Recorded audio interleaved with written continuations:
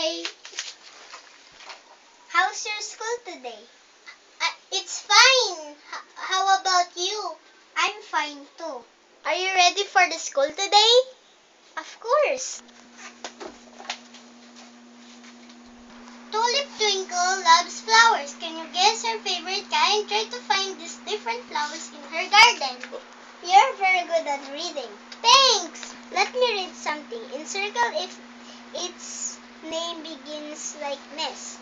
You're very good too. Thank you. Rose, Hey, it's time. Let's go.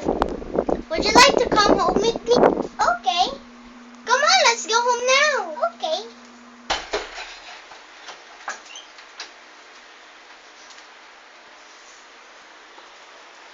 Thank you for the trip. Well, you're welcome.